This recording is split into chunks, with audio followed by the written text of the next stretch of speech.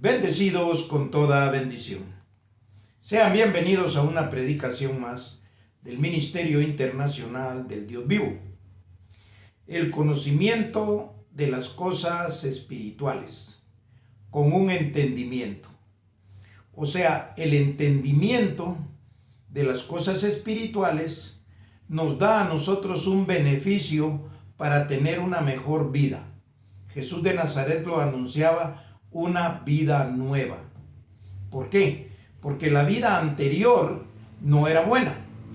Y eso es lo que vamos a conocer hoy a través de lo que está escrito, a través de un repaso de todo lo que hemos aprendido, porque vamos a entender cuál es el propósito de este ministerio, cuáles son las enseñanzas que trae este ministerio y por qué tiene usted que conocerlas. Por ejemplo, la gente habla de pecado. Mucha gente no conoce ni siquiera el verdadero significado con entendimiento de lo que es el pecado. La bendición, otra de las cosas que la gente no conoce, no sabe cómo verdaderamente es el entendimiento correcto de lo que es una bendición. Entonces, para eso es que se hacen estas enseñanzas. Esto nos va a dar a nosotros una mejor forma para poder vivir. Jesús lo decía, una vida nueva, un conocimiento que nos hace vivir diferentes, nos hace tener un comportamiento con una sabiduría que es la que Dios quería que sus hijos tuvieran. Por eso este es el propósito. Que esta palabra corra, que esta palabra sea glorificada, pero a lo largo de la historia nunca se había tenido un entendimiento correcto. Entonces ahora nosotros vamos a leer unos versículos de la Biblia que nos enseñan cómo entenderla correctamente, porque en la Biblia está el beneficio para usted tener una vida nueva, un nuevo nacimiento, una transformación. Transformación es cambiar de forma. Antes tenía una forma, ahora va a tener otra. La transformación en el Ministerio Internacional Creciendo en Gracia, la transformación se conoció con el ejemplo claro de lo que es un gusano y el proceso que lleva para transformarse en mariposa. Entonces, ahora nosotros sabemos, como dice allá en Romanos 12:2, transformaos por medio de la renovación de vuestro entendimiento para que comprobéis cuál sea la buena voluntad de Dios, agradable y perfecta. Entonces, la voluntad de Dios es que usted se transformara, que no se quedara todo el tiempo en la condición anterior, sino que conociera las cosas nuevas por medio de un entendimiento espiritual. Entonces nosotros sabemos ahora que el evangelio verdadero es el que le muestra el entendimiento de las cosas espirituales. Vamos a comenzar leyendo lo que Pablo dejó escrito en el libro a los Hebreos y lo que es una disciplina, una corrección y un beneficio para aquel que es obediente a escuchar estas enseñanzas. Entonces, vamos a comenzar y después vamos a ir entendiendo lo que es el pecado y para qué servía una bendición. Hebreos 12:5 al 12 dice así, al 11. Y habéis ya olvidado la exhortación que como a hijos se os dirige diciendo, Hijo mío, no menospreciéis la disciplina del Señor, ni desmayes cuando eres reprendido por Él. Porque el Señor al que ama, disciplina. Nosotros sabemos cómo es el amor de Dios. El amor de Dios se manifiesta por medio de una información, por medio de una enseñanza, por medio de una predicación. Aquí entendemos el verso que dice ahí en Juan, de tal manera amó Dios al mundo, que envió a su Hijo unigénito para que todo aquel que en Él cree no se pierda y tenga vida eterna y sea transformado.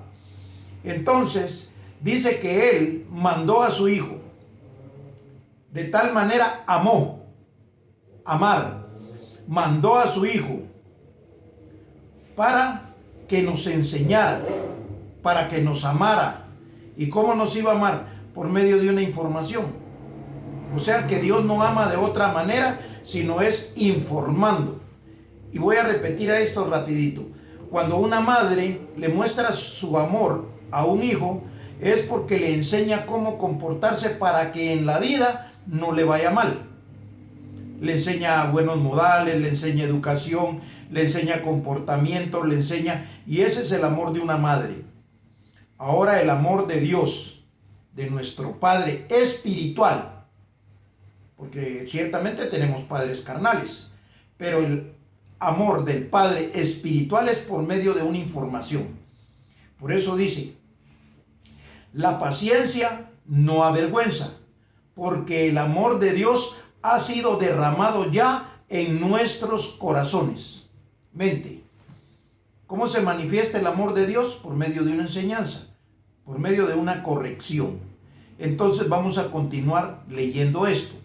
Y dice así: Hijo mío, no menosprecies la disciplina del Señor, ni desmayes cuando eres reprendido por Él, porque el Señor al que ama, disciplina, y azota a todo aquel que recibe por hijo.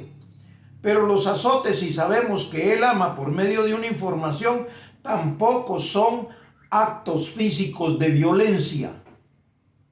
No, los azotes vienen por aquellos que no quieren entender el conocimiento de las cosas espirituales. Entonces ellos lo siguen haciendo como ellos piensan, como ellos quieren, como a ellos les enseñó la religión. Entonces sigue diciendo, y azota a todo aquel que recibe por hijo. Si soportáis la disciplina, Dios os trata como a hijos, porque ¿qué hijo es aquel a quien el Padre no disciplina? Pero si se os deja sin disciplina, de la cual todos han sido participantes, entonces sois bastardos y no hijos. Si se les deja sin disciplina, son bastardos, porque la disciplina, la enseñanza de Dios, le viene a mostrar quién es su Padre, el Padre de los Espíritus, que es Dios. Porque Padre de Jesús de Nazaret era Dios, por la enseñanza que le dio a Jesús de Nazaret, la cual Él le predicó hace 2000 años a aquel pueblo judío. Ahora, que no le entendieron, eso es otra cosa. Pero Él la dio, Él cumplió porque está escrita, porque de ahí es donde nosotros sacamos el beneficio actualmente de esas cosas que hace 2000 años escribió Jesús de Nazaret. No las escribió Él, pero Él las habló y quedaron escritos en este libro que es la Biblia. Entonces dice, todos han sido participantes, entonces sois bastardos y no hijos. Por otra parte, oiga bien, tuvimos a nuestros padres terrenales que nos disciplinaban y los venerábamos. ¿Por qué no obedeceremos mucho mejor al Padre de los Espíritus y viviremos? Es una exhortación, pero está escrito. O sea que no me lo invento yo solo le estoy dando el entendimiento correcto. Entonces dice, el Padre de los Espíritus y viviremos. Y aquellos ciertamente, hablando de los terrenales, por pocos días nos disciplinaban como a ellos les parecía, pero para que lo que nos es provechoso, para que participemos de su santidad.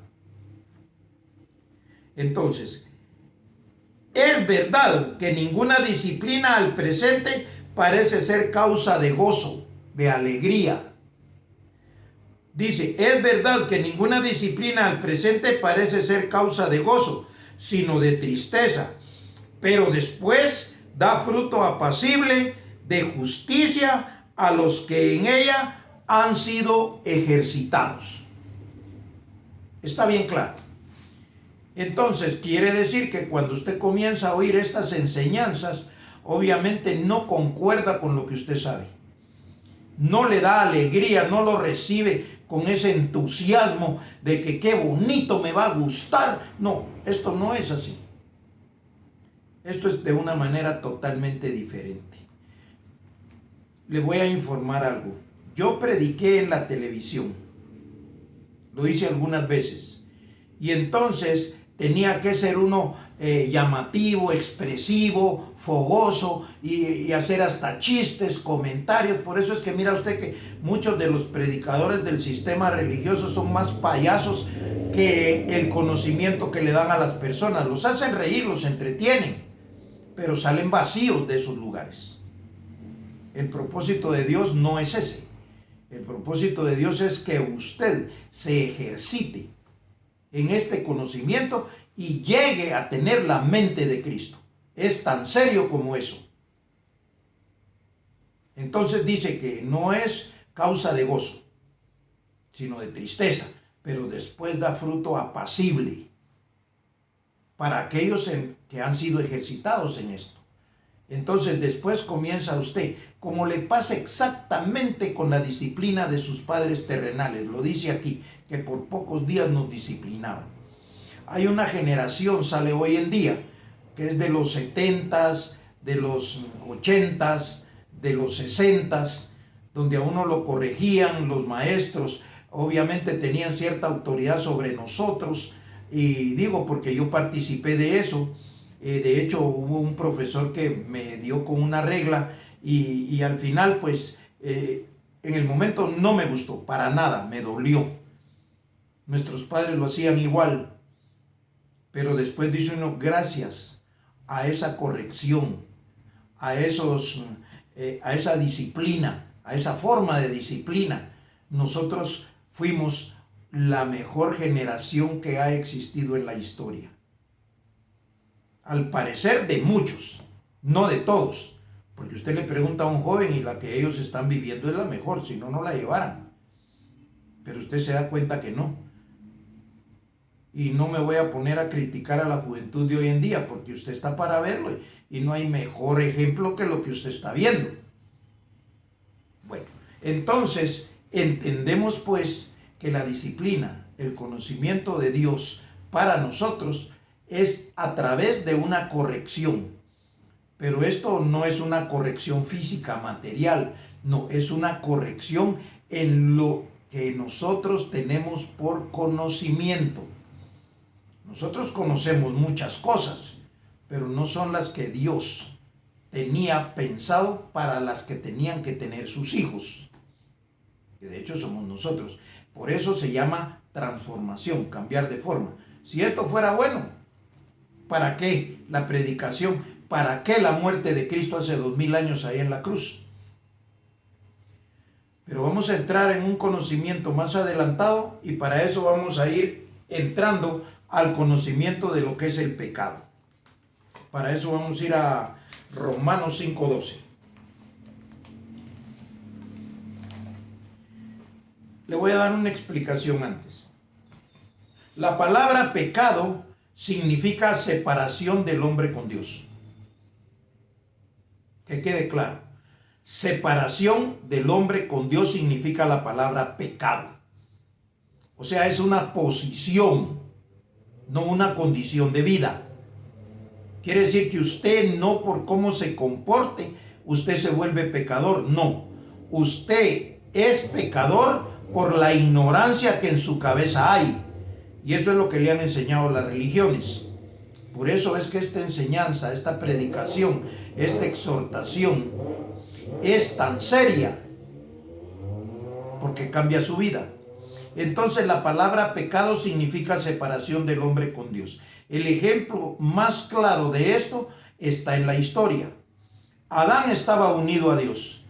Dios le había hecho un huerto para que lo labrara, para que tuviera beneficios de él, los frutos se los comía y todo, y vivía bien. Eva también. Hasta que llegó la desobediencia. No le voy a contar toda la historia, esa la sabe uno desde niño. Viene Adán y desobedece. Entonces hay una separación, oiga bien, de Adán con Dios, porque Adán es echado del paraíso. Entonces, esa separación es el pecado. Entonces, Adán estaba en pecado porque estaba separado de Dios. Entonces, todos los hijos de Adán estaban en pecado. Los hijos de Adán estaban separados, estaban en pecado, pero no se conocía como pecado, se conocía como muerte. El pecado se conoce cuando viene la ley de Moisés, y entonces se le enseña a la gente que está separada de Dios por no llegar a cumplir esa ley. Pero era solo para enseñarle a la gente que estaba separada de Dios, que estaba en pecado. Por eso todos estaban en pecado bajo la ley. Entonces, vamos a leer esto y vamos a entender entonces, ya sabiendo que la palabra pecado no es otra cosa que estar separado con Dios y punto. Pero el religioso le dice que si baila, que si toma, que si dice malas palabras, que si tiene, bueno, ¿para qué vamos a entrar en lo que usted conoce como prohibiciones de una congregación? Hay unos que prohíben hasta tomar café. Pero bueno, no es ese el punto. Entonces ya entendemos que el pecado es estar separado de Dios y punto. Para que se haga práctico, para que se haga fácil. Entonces ahora vamos a leer esto con el entendimiento. Romanos 5:12. Oiga bien porque lo voy a leer despacio. Dice, por tanto, como el pecado entró en el mundo por un hombre, o sea, por Adán, y por el pecado la muerte, así la muerte pasó a todos los hombres por cuanto todos pecaron. Ahora estamos claros que estar separado de Dios es estar muerto. Y estar muerto es estar en pecado. Bueno, ahora sigue diciendo, pues antes de la ley había pecado en el mundo, pero donde no hay ley no se inculpa de pecado. Era lo que le decía, que toda la gente estaba separada de Dios, pero no lo sabía. Cuando vino la ley de Moisés, entonces se les decía que el que no cumplía la ley estaba separado de Dios. No, pero ellos estaban separados, estaban muertos. Oiga, sigue diciendo, pues antes de la ley había pecado en el mundo, pero donde no hay ley no se inculpa de pecado. No obstante, reinó la muerte desde Adán hasta Moisés, porque no había ley, pero estaban muertos, porque estaban en pecado, pero no lo sabían. Entonces dice, aún en los que no pecaron a la manera de la transgresión de Adán. ¿Por qué? Porque pecó Adán, se separó de Dios y eso fue suficiente para que nadie estuviera unido a Dios. Porque esto es importante. Entonces dice, el cual es figura del que había de venir. Uno que tenía que venir. Pero el don no fue como la transgresión, porque si por la transgresión de aquel uno murieron los muchos, abundaron mucho más para los muchos la gracia y el don de Dios por la gracia de un hombre, Jesucristo. 16. Y con el don no sucede como en el caso de aquel uno que pecó, porque ciertamente el juicio vino a causa de uno solo y de un solo pecado, para condenación, pero el don vino a causa de muchas transgresiones para justificación. Oiga el 17. Pues si por la transgresión de uno solo reinó la muerte, mucho más reinarán en vida por uno solo, Jesucristo, los que reciben la abundancia de la gracia y el don de la justicia. Entonces, ahora viene claro esto. El pecado entró por un hombre, Adán, y metió a todos, no les preguntó si querían o no. Entonces todos estaban separados de Dios. Pero hubo una promesa a Abraham que decía, en ti serán benditas todas las naciones, en ti serán benditas todas las familias de la tierra.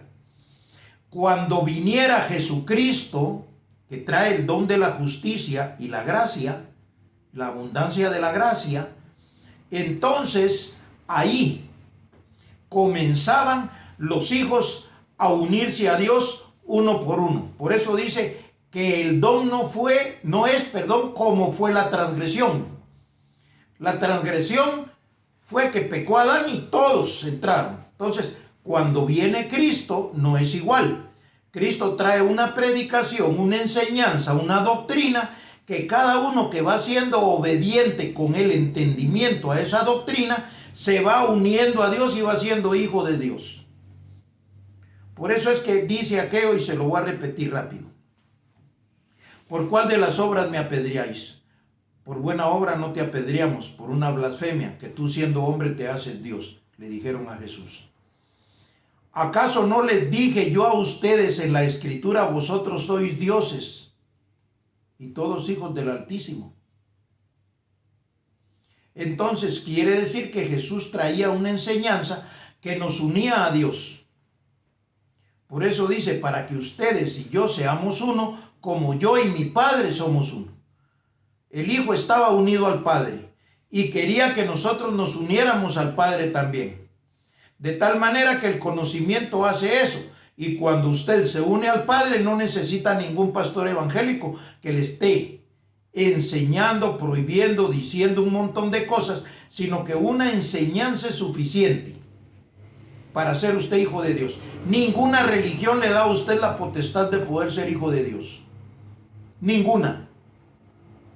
Sino la predicación correcta de Jesús de Nazaret, con el entendimiento correcto de las palabras espirituales de Jesús de Nazaret, le hace a usted tener la certeza de que usted es un hijo de Dios, tener la convicción de que es hijo de Dios, y ahí comienza a cambiar su vida.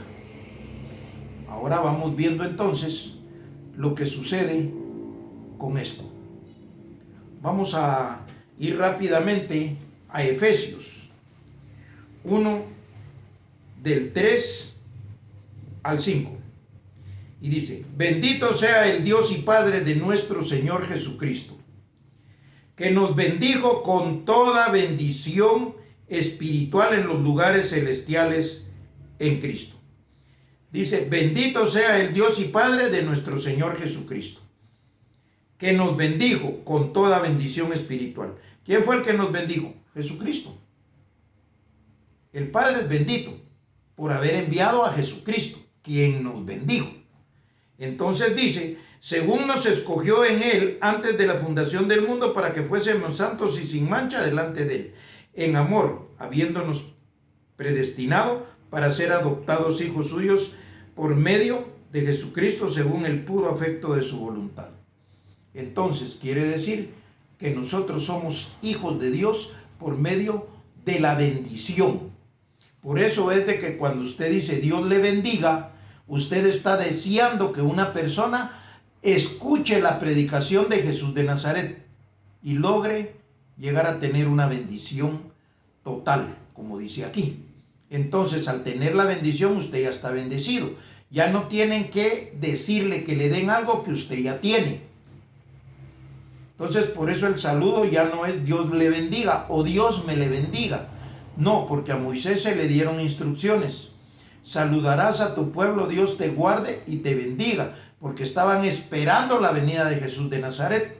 Él era el que traía la bendición. Él traía la palabra buena, el buen decir, la buena enseñanza espiritual, que es como se bendice a la gente. O sea, una persona recibe la bendición de Dios cuando escucha la doctrina de Jesús de Nazaret. De otra forma, no.